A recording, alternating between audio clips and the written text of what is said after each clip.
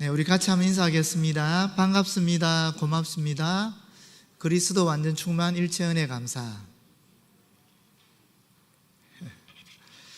2015년 4월에 중국 공산당 기관지인 인민일보에서 우리가 주창하는 공정은 기회의 평등과 과정의 공정을 강조할 뿐 아니라 결과의 정의까지 고려하고 이를 사회 각계각층에서 실현하는 것이다 라고 얘기했습니다. 2017년 5월에 문재인 대통령이 취임하면서 기회는 평등하고 과정은 공정하며 결과는 정의로울 것이다 라고 얘기했습니다. 제5공화국 때 내밀었던 슬로건이 뭐냐면은 정의사회 구현, 복지사회 건설, 선진조국 창조입니다. 다시 말하면 정의라는 것은 어느 나라나 어느 지역이나 어느 시대나 모든 나라들이 이루고 싶어하는 그런 가치입니다.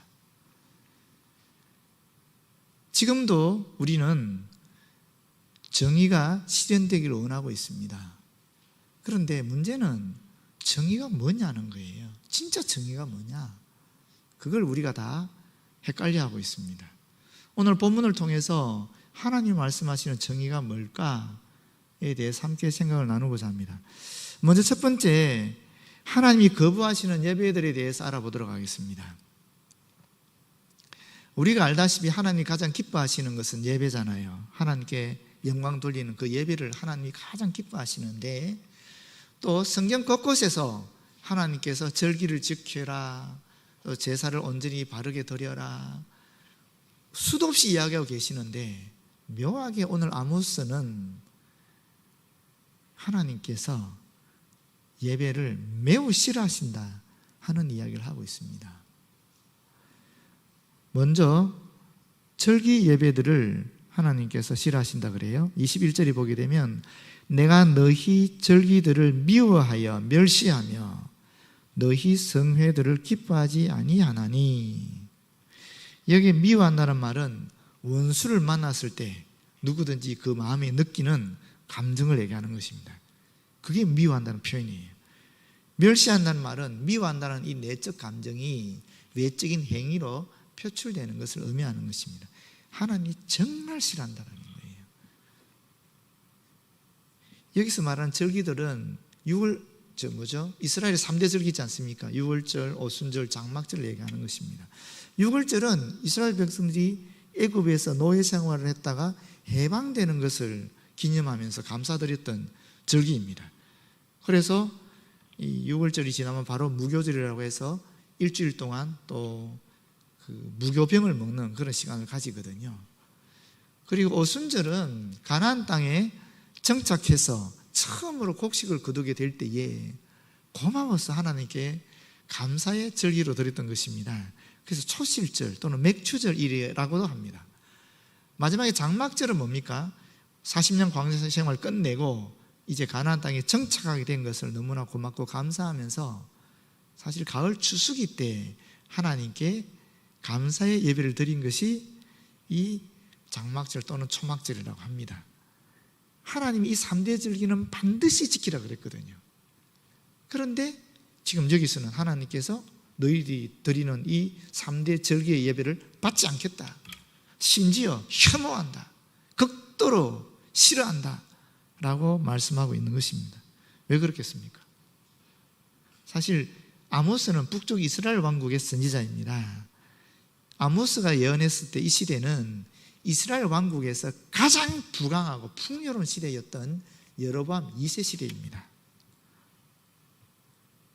그런데 여러분, 여로보암 1세가 북쪽 이스라엘 왕국을 건국할 때에 쿠데타로 건국했잖아요. 그런데 이 북쪽 이스라엘 왕국의 백성들도 유월절이나 오순절이나 장막절이 되게 되면 하나님께서 3대 절기를 성전에서 지키라고 했기 때문에 예루살렘 성전으로 내려가는 거예요. 그러면 남쪽 유다 왕국인 르호보암이 이 북쪽 이스라엘 왕국의 백성들에게 어떤 유혹과 설득을 통해서 의식화를 시키게 되면은 이들이 다시 북쪽 이스라엘 왕국에 와서는 여로보암이 했던 것처럼 쿠데타를 일으키지 않을까 하는 그런 염려를 여로보암 1세가 하게 되었어요. 그래서 어떻게 했냐면은 단과 베델에다가 금송아지 신전을 만들었어요. 그러면서 이 금송아지가 우리 민족을 애굽의 노예 상태에서 해방시켜주고 가나안 땅으로 이끌어준 우리의 하나님이다 라고 선언하고, 하나님께서 레위 지파를 통해서 제사장을 삼으라 그랬는데 그 명령도 거부하면서 아무나 뽑아서 제사장으로 삼고, 게다가 하나님께서 이 3대 절기를 얘기할 때도 날짜까지 명시를 했거든요. 그런데 그 날짜, 초막절의 날짜조차도 그들의 달력으로 7월 15일이었는데 이것을 8월 15일로 옮기는 것까지 했어요. 다시 말하면 3대 절기를 지키기는 지키는데 하나님의 명령대로 지키지 않는 거예요. 자기들 멋대로 우상을 만들고 또 제사장을 뽑고 또 날짜까지 변경하면서 그렇게 절기를 지키니까 하나님께서 그 예배를 싫어하신다라고 얘기하는 것입니다. 절기 예배 오늘로 치면 뭐겠어요? 오늘로 치면은 부활절, 성탄절, 감사절 이런 절기를 얘기하는 것입니다. 그런 절기 예배를 하나님께서 받지 않겠다, 아니 오히려 싫어한다, 혐오한다 이렇게 말씀하고 있는 것입니다. 두 번째는 하나님께서 일반 예배들도 거부하고 있습니다. 22절에 보게 되면 너희가 내게 번제나 소제를 드릴지라도 내가 받지 아니할 것이요 너희의 살찐 희생의 화목제도 내가 돌아보지 아니하리라. 하나님께서 명령하신 제사가 5가지가 있습니다. 번제, 소제, 화목제, 그리고 속죄제, 속건제가 있거든요. 이 5가지가 있는데 그 중에 3가지를 얘기하고 있어요. 특별히 번제는 가장 중요한 제사이고 가장 빈번하게 드리는 제사였습니다. 이 번제는 제물을 그대로 온전히 다 불로 태워서 하나님께 바치는 제사입니다. 그 영적 의미라는 것은 제사를 드리는 사람이 내 온 몸을, 온 생명을, 온 마음을 하나님께 바치겠다 합니다는 그런 헌신을 결단하는 예배라고 볼 수 있습니다. 소제는 곡식을 거두었을 때에 감사하면서 하나님께 선물로 드리는 예배입니다. 화목제는 하나님과 사람 간에 또는 사람과 사람 간에 관계에 문제가 발생했을 때, 갈등이 생기고 다툼이 생기고 관계가 깨어졌을 때 이 관계를 회복하기 위해서 하나님께 드리는 제사입니다. 예배입니다. 우리로 치면 일반 예배라고 볼 수 있는 것입니다. 우리 주일 예배를 볼 수 있는 것입니다. 그런데 이 예배도 하나님께서 받지 않겠다라고 말씀하고 있는 것입니다. 왜 그런가 하면 예배라는 것이, 제사라는 것이 종교적인 형식만을 갖추었다고 해서 하나님께서 받아주시는 것이 아니라는 것입니다. 하나님은 인격적이신 분이시기 때문에 하나님께서 원하시는 것은 예배를 통해서, 제사를 통해서 백성들과 친밀한 관계를 맺기를 원하시는 것입니다. 그런데 형식적으로는 예배를 제대로 드리면서도 그 중심에, 그 마음에 하나님과 친밀한 관계를 맺고 싶어하는 마음이 없는 겁니다. 하나님과의 관계를 회복하고 싶어하는 마음이 없는 것입니다. 사람과 사람 간의 관계에서도 친밀하게 서로 용서하고 배려하고 사랑하고 포용하고 지지해주고 격려해주고 하는 그런 관계를 맺고 싶어하는 마음이 없었던 것입니다. 단지 그들이 원했던 것은 자기들만이 잘 살고 잘 먹고 지내는 것을 추구했기 때문에 하나님께서 그들의 예배를 받지 않겠다라고 하신 것입니다. 세 번째 보게 되면 찬양대의 찬양도 받지 않겠다라고 얘기하십니다. 23절에 보게 되면 내 노랫소리를 내 앞에서 그칠지어다 내 비파 소리도 내가 듣지 아니하리라. 이 듣지 아니하리라는 말은 치워버리라는 뜻입니다. 얼마나 화가 났으면 치워버리라 그렇게 얘기하겠습니까? 여기 노랫소리는 찬양대가 예배 중에 드리는 찬양을 말하는 것이고요, 비파는 오직 하나님께 경배 드리기 위해서 구별된, 성별된 악기 전체를 대표하는 의미의 이 비파입니다. 물론 또 구체적으로 얘기하면 하프 같은 그런 악기이긴 하지만 성별된 것을 얘기하는 것입니다. 찬양대가 아름답게 곡조에 맞춰서 정말 멋지게 찬양을 드린다 할지라도 그 중심에서 하나님을 사랑하는 마음, 사람을 사랑하는 마음이 없으면, 하나님의 명령에 순종하는 마음이 없으면 그것 또한 받지 않는다라는 이야기입니다. 그런 마음을 가지고, 그런 심령을 가지고, 그런 삶의 자세를 가지고 찬양을 드리면 차라리 치워버리라라고 하나님이 말씀하고 있는 것입니다. 더 구체적으로 말씀드리면 5장 10절에서 12절에 또렷하게 얘기하고 있는 내용이 있습니다. 그게 뭐냐? 너희가 정직하지 않다. 너희가 힘없는 사람을 밟고 있다. 부당한 세금을 거두고 또 의인을 학대하고 뇌물을 받고 가난한 사람을 억울하게 한다. 그렇게 하면서 나에게 와서 복을 구하는 마음에도 없는 의례적인 형식적인 예배를 드릴 때 나는 그것을 싫어하고 미워하고 멸시하고 받아들이지 않겠다. 다 치워버리라. 이렇게 말씀하고 있는 것입니다. 그런데 사실은 그 24절부터 보게 되면 더 또렷하고 정확하게 본문을 통해서 하나님께서 왜 예배를 거부하고 있으신지를 말씀하고 있는데 두 가지로 얘기하고 있습니다. 첫 번째는 뭐냐? 정의롭지 않았다 하는 것이고, 두 번째는 우상을 섬겼다 하는 것입니다. 그런데 이것은 사실은 연결되어 있는 내용입니다. 24절에 보시게 되면 오직 정의를 물같이 공의를 마르지 않는 강같이 흐르게 할지어다. 여기 흐르게 할지어다라고 되어 있는데, 물이 그냥 흐르는 것이 아니라요, 이것은 홍수가 났을 때 강에 물이 가득 차게 되고 거세게 흘러가지 않습니까? 콸콸콸 흘러가는 그 장면을 연상하시면 됩니다. 그런 의미의 흐름을 얘기하는 것입니다. 마르지 않는다는 말은 가나안 땅에는 요단강을 제외하고는 거의 모든 대다수의 하천들이 간헐천입니다. 무슨 얘기냐면은 평소에는 바짝 말라 있어요. 그러다가 비가 오면 거기 물이 흘러서 강이 되는 그런 것을 의미하는 것이에요. 그런데 여기 물이나 강을 얘기하잖아요. 물은 뭐예요? 물은 하나님이 창조하신 것이죠. 그리고 모든 생명이 생명을 유지하기 위해 반드시 필요한 것이 물이잖아요. 강은 이 물이 흘러가는 통로들이에요.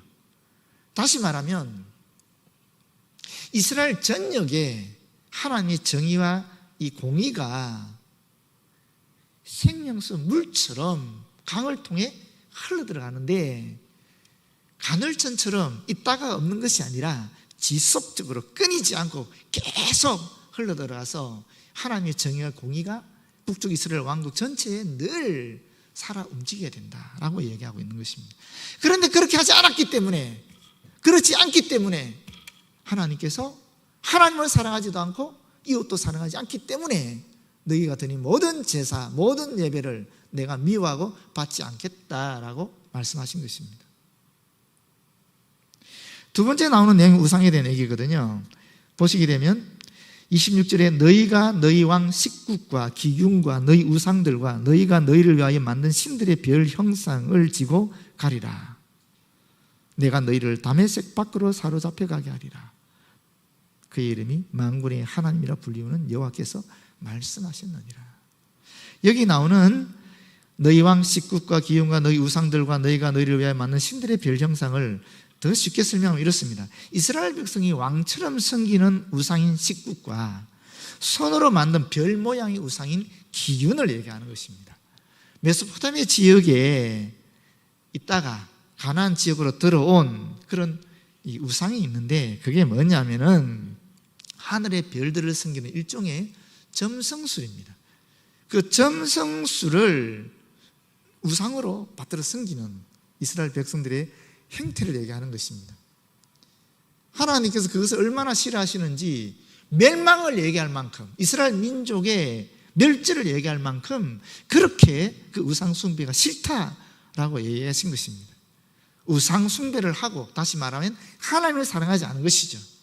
그 다음에 앞에서 말씀드린 것처럼 가난한 사람을 학대하고 또 재판을 왜곡시켜서 억울한 사람 많이 만들고 또 의인은 죽이고, 이런 불의를 행하기 때문에, 이웃을 사랑하지 않기 때문에 하나님께서 너희들의 예배를 받지 않겠다라고 말씀하신 것입니다.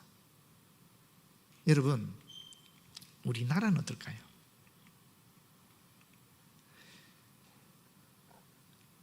외국 사람이 보는 우리나라는 어떠한지 한번 보십시오.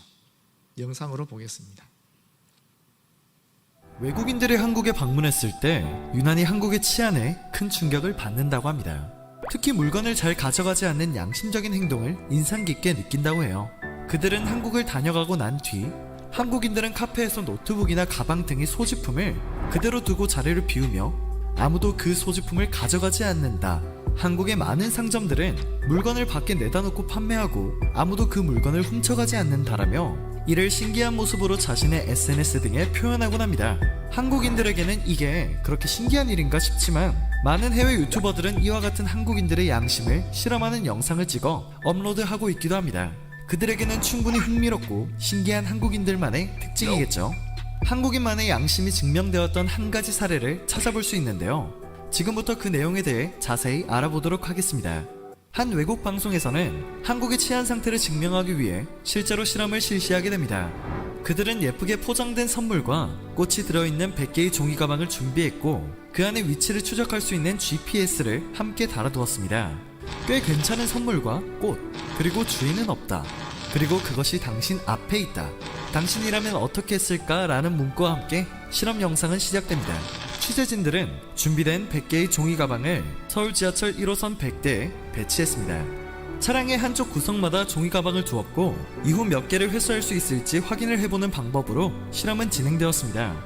취재진은 설치한 CCTV를 확인하고 있었는데 이내 실망스러운 상황들이 연출되기 시작했습니다. 주위를 두리번거리다가 종이 가방을 들고 열차에서 내리거나 종이 가방을 뒤적여 보다가 가지고 내리는 모습들이 포착되었기 때문이었죠. 대다수의 종이 가방이 그 자리를 그대로 지킬 것이라는 예상과는 다르게 가방들은 열차를 이탈하기 시작했습니다. 그렇게 하루가 지났고 100대의 열차가 모두 종착역으로 도착했습니다. 종이 가방은 과연 몇 개나 남아 있었을까요? 안타깝게도 돌아온 종이 가방은 100개 중에 6개에 불과했습니다. 6%의 회수율은 매우 실망스러운 결과였죠. 예상과 너무나도 다른 결과가 나오자 취재진들은 크게 당황을 하며 실험을 끝냈고 다음날 결과를 정리하며 실험을 마무리하기로 합니다. 다음날 취재진들은 종이 가방에 부착해둔 GPS를 통해 아주 흥미로운 사실을 목격하게 됩니다. 수많은 가방의 위치가 모두 시청역 근처의 같은 장소로 추적되었던 것이죠. 그들에겐 과연 무슨 일이 벌어진 것일까 궁금해하며 GPS가 가리키는 위치로 이동하게 됩니다. 해당 장소에 도착한 그들은 놀라움을 감추지 못했습니다. GPS가 가리키고 있던 곳은 다름 아닌 서울의 지하철 유실물 센터였고 그곳에는 무려 81개의 종이 가방이 접수되어 있었습니다. 처음 놓여진 자리에서 그대로 돌아온 6개의 종이 가방과 유실물 센터에 맡겨진 81개의 가방을 더해 총 87개의 정직이 돌아왔다는 결과였습니다. CCTV 화면만 보고 있었기에 취재진들은 사람들이 종이 가방을 가지고 가버리는구나 생각했지만 보는 것이 전부가 아니었던 것입니다. 지하철 안에서 분실물을 습득했을 경우 주인에게 직접 물건을 찾아주는 것이 쉬운 일이 아닌 것은 모두 알고 계실 것 같아요. 한국에서는 지하철에서 습득한 분실물을 영무원에게 맡기면 해당 역에서 분실물을 모아 유실물 센터로 전달하고 있습니다. 이 영상을 접한 한국인 네티즌들은 13개도 아쉽다는 반응을 보이기도 했고 카페 빈자리에 놓인 가방을 보면 그 자리가 탐나지 가방이 탐나지 않는 게 한국인이라며 유쾌한 반응을 보였습니다. 반면 해외 네티즌들은 자신들의 나라에서는 상상도 할 수 없는 일이라며 한국인들의 양심 행동에 칭찬을 아끼지 않았습니다. 한국인이 아니었다면 저런 결과는 불가능했을 것이다 라는 그들의 반응에 큰 자부심을 느낄 수 있었습니다. 여러분, 자부심이 느끼지 않습니까? 외국에서 이렇게 본다라는 거예요. 멋지지 않습니까? 멋진 나라입니다. 진짜 대단한 나라입니다. 그런데 묘한 것이 있어요. 미국에서 우리 사회가 부조리한가 부조리하지 않는가라는 설문을 조사를 했어요. 근데 미국 사회에서 미국인들이 우리 사회가 부조리하다라고 느끼는 사람들이 38%였어요. 똑같은 설문을 우리나라에서 했어요. 우리 사회가 부조리한 사회인가 아닌가, 부조리하다 하고 하는 사람이 몇 %였을 것 같아요? 74%였습니다. 외국 사람들은 우리나라가 굉장히 정직하고 정의로운 사회라고 생각하는데 우리나라 사람들은 스스로 느낄 때 우리는 아주 부조리한 사회이다 라고 여긴다라는 거예요. 무려 74%. 엄청나지 않습니까? 왜 이런 차이가 날까? 여기에 크게 세 번째로 말씀드리고 싶은, 하나님께서 말씀하시는 성경에서 말하는 정의와 세상에서 말하는 정의가 다르다라는 것을 우리는 확실히 알게 됩니다. 2010년에 우리나라에 번역이 된 책 가운데에 정의란 무엇인가라는 책이 있었어요. 이것이 완전 공전의 히트를 쳤습니다. 하버드에서 이 정의란 무엇인가라는 수업을 진행했던 분이 그 강의를 10년 이상 했던, 20년 가까이 했던 강의를 책으로 낸 것인데, 영미권에서는 10만 부 팔렸답니다. 영어로 나온 책인데 우리나라에서 번역해서 몇 권 팔리는지 압니까? 200만 부 팔렸대요. 20배가 팔린 거예요. 우리나라 사람들이 그만큼 정의에 대해서 관심이 많다라는 것이죠. 그런데 여기 나오는 내용을 보게 되면 이 샌델 교수가 세 가지 입장에서의 정의를 이야기해요. 이 입장에 따라 정의가 다르다는 거죠. 그러니까 첫 번째는 행복이라는 입장에서 정의를 이야기합니다. 두 번째는 자유라는 입장에서 또 정의를 이야기합니다. 세 번째는 미덕이라는 의미에서, 그런 관점에서 또 정의를 얘기해요. 여기 다 달라요. 먼저 이 행복이라는 면에서 정의를 얘기하는 입장을 공리주의적 입장이라 그럽니다. 공리 벤담이라는 철학자가 말했잖아요. 최대 다수의 최대 행복, 이게 공리잖아요. 행복을 극대화하는 것이 정의라는 거예요. 쉽게 말하면 이렇습니다. 우리 교회에 갈렙부가 있습니다. 갈렙부 어르신들은 독거 노인들이 대다수고요, 간혹 또 노숙자 어르신들도 계세요. 지금은 우리가 비대면 상황에서 안 오시지만 우리 교회 그 250명에서 280명 가까이 오시거든요. 그분들 오시면 화장실 엄청 지저분해지고요, 식당에도 냄새가 많이 생겨서 따로 지금 식사하시기도 하고 그러거든요. 그분들을 볼 때, 또는 그분들의 냄새를 느낄 때 대다수의 우리 성도들은 불쾌한 거예요. 행복감이 떨어지는 거예요. 그럼 어떻게 되는가? 무엇이 정의로운 행동인가? 우리 교회가 취할 정의로운 행동은 공리주의 입장에서는 갈렙불을 없애버리는 거예요. 아니면 갈렙불을 우리 교회 안이 아닌 다른 장소에 만드는 거예요. 그게 정의로운 행동입니다. 공리주의적 입장에서는. 왜? 최대 다수가 행복해야 되니까. 소수의 피해자는 어쩔 수 없는 거예요. 이게 공리주의 입장에서 본 정의입니다. 그럼 자유주의적 입장에서 보는 정의는 뭐냐면은, 자유라는 건 천부인권이라는 거예요. 하늘이 허락한 인권이라는 거예요. 그러니까 타인에게 피해를 주지 않는 한은 개인의 자유를 보장해야 된다는 거예요. 그러다 보니까 이게 어디까지 하는 것이 이 개인의 자유를 보장하는 것이 피해를 주지 않는 것인가에 대한 모호한 경계가 있는 것입니다. 그래서 이것을 해결하기 위해서 두 가지 또 대안이 나왔어요. 그게 칸트가 말한 선험적 자유 이론이고, 두 번째는 또 다른 분인데 제가 이름이 기억이 잘 안 나네요. 롤스라는 분이 말한 평등적 자유 개념이에요. 칸트는 뭐라고 얘기하느냐 하면은, 이 시대나 장소나 문화를 초월한 그런 정의 개념이 있다라는 거예요. 예를 들면 살인하지 마라, 또는 도적질하지 말라.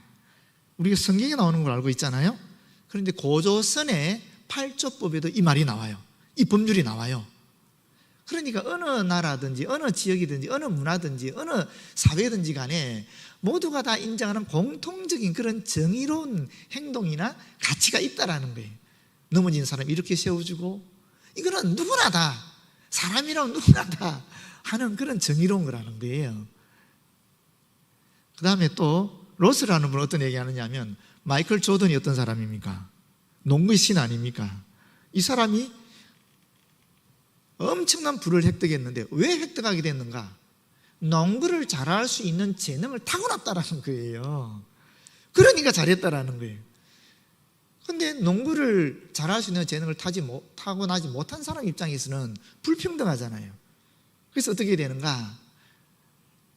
농구를 잘해서 엄청난 부를 획득한 마이클 조던으로부터 세금을 많이 때려서 이 세금을 통해 이 불평등했던 재능을 위해 이 사람들에게 기회의 균등을 보장하기 위해서 그 세금을 사회적 약자들에게 허락한다라는 겁니다. 그러면 평등적인 자유가 보장되지 않겠느냐라고 얘기하는 것이죠. 이런 근거 아래 차별금지법이라든지 이 요새 법이 바뀌어 또 이름을 바꿔서 평등법으로 지금 또 냈거든요. 그 근거가 거기 있는 거예요. 좀 더 쉽게 설명하면 이렇습니다, 여러분. 세 번째 얘기를 하고 설명이 되겠네요. 세 번째는 이 미덕인데, 이 미덕은 뭐냐면 공동체적인 미덕이에요. 공동체가 똑같이 생각하는 가치를 추구하는 미덕이 있다라는 거예요. 그걸 추구해 나가는 것이 정의로운 것이라는 겁니다. 이걸 설명하기 위해서 더 쉽게 설명할 수 있는 방법이 이거예요. 여러분, 플룻이라는 악기가 있잖아요. 이 플룻의 10억짜리의 가치를 가지고 있어요. 그런데 자유적인 입장에서 이 10억짜리 되는 플룻을 내가 내 마음에 자유가 있으니까 이것을 파는 겁니다. 팔아서 10억을 가지고 나를 위해서 쓰는 거예요. 이거는 자유적인 입장에서의 정의로운 행동입니다. 그러면 공동체주의적인 입장에서 정의는 뭐냐면, 미덕을 추구하는 입장의 정의는 플룻의 본래적 목적이 뭡니까? 그거는 아름다운 소리를 내는 거예요. 그럼 이 목적을 달성하기 위해서는 팔면 안 돼요. 오히려 이 플룻을 잘 사용할 수 있는 유능한 연주자에게 이 플룻을 선물로 주는 거예요. 그러면 그 연주자가 이 플룻의 목적에 따른 아름다운 선율을 계속적으로 낼 수 있지 않겠습니까? 이게 공동체적인 입장에서, 미덕을 추구하는 입장에서의 정의로운 행동이라는 거예요.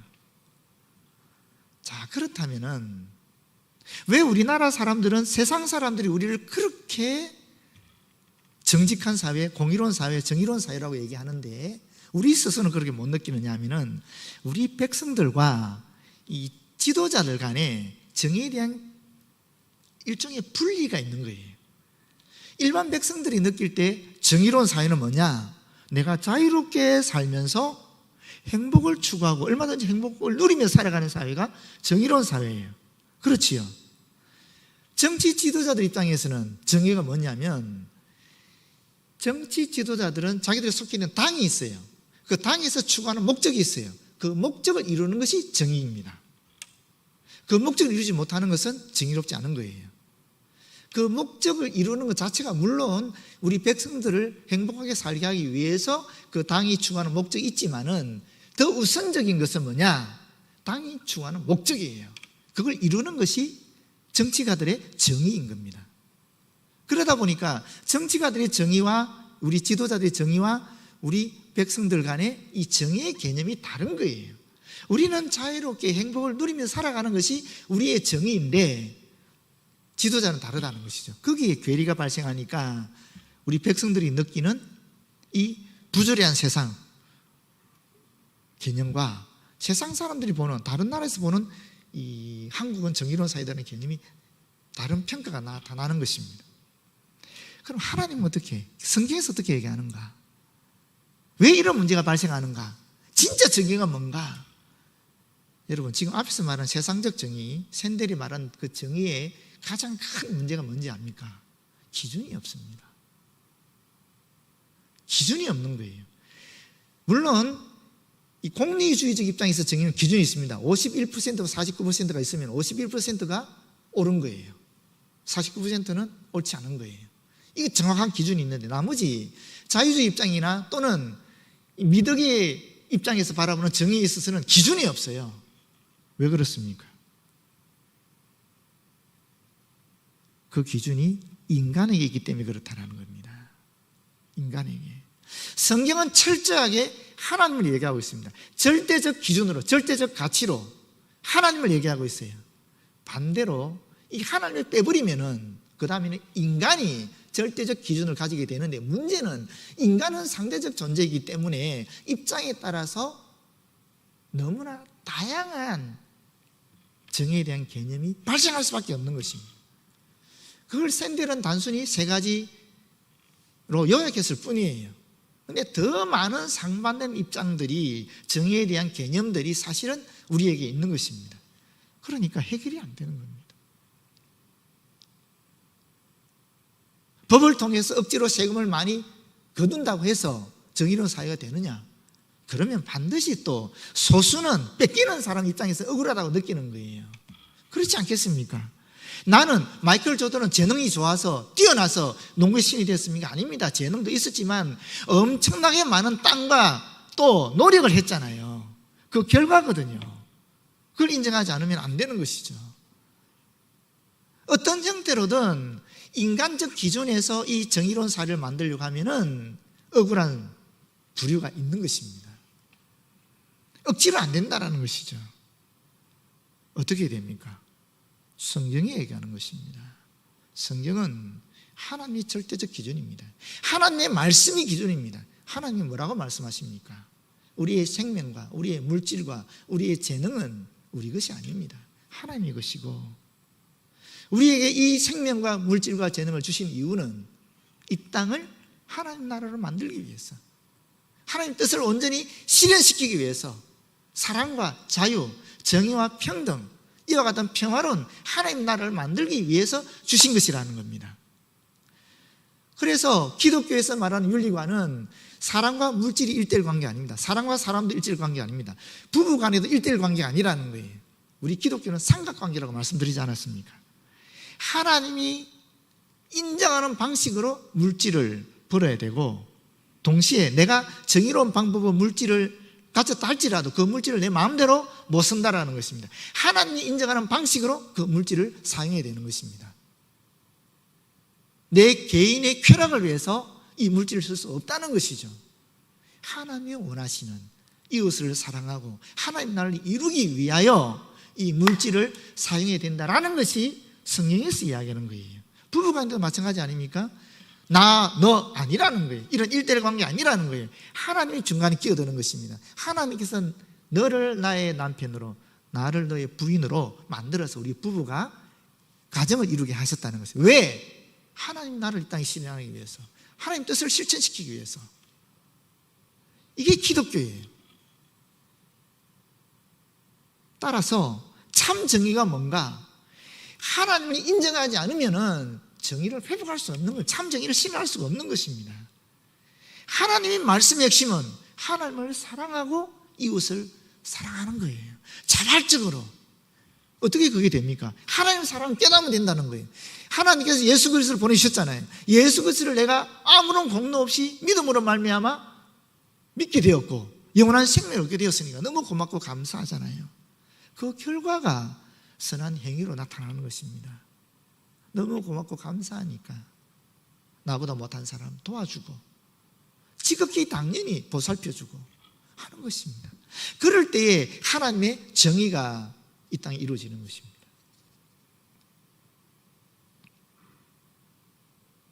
여러분, 정의로운 사회 어떻게 구현하는가? 철저하게 하나님의 의를 깨달아야 되는 것입니다. 하나님의 의, 그 하나님의 의가 내 속에 들어올 때에 비로소 우리는 하나님의 말씀에 순종하면서 감사하면서 인간적인 의를 실현할 수 있습니다. 그것을 오늘 본문에서는 하나님의 의를 공의로 표현하고 있고 인간적인 의를 정의로 표현하고 있는 것입니다. 이것은 분리되어 있는 것이 아니라 구별되어 있는 것이죠. 하나님의 의에서 인간의 의가 발생하는 것입니다. 그런데 하나님의 의를 빼버리게 되면 인간의 의가 나오는 것인데 거기는 기준이 없는 거예요. 상대적이니까. 그래서 우리가 혼란해지는 것입니다. 헷갈리는 것입니다. 여러분, 시간이 지났긴 하지만 우리가 정의를 회복하는 방법이 어디 있는가? 하나님의 의를 회복하는 것입니다.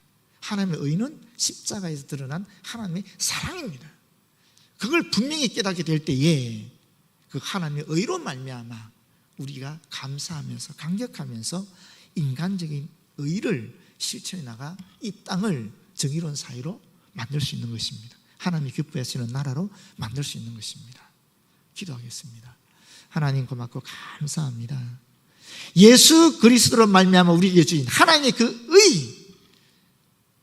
의가 우리 속에 확실히 체험되어서 이웃을 사랑하는, 사람들을 배려하고 존경하고 보살펴주는, 격려해주고 지지해주는 그런 사랑의 실천으로, 인간적인 의로 나타날 수 있도록 도와주셔서 참으로 이 땅이 하나님이 기뻐하시는 하나님 나라 되어지도록 역사하여 주시옵소서. 예수님 이름으로 기도드립니다. 아멘.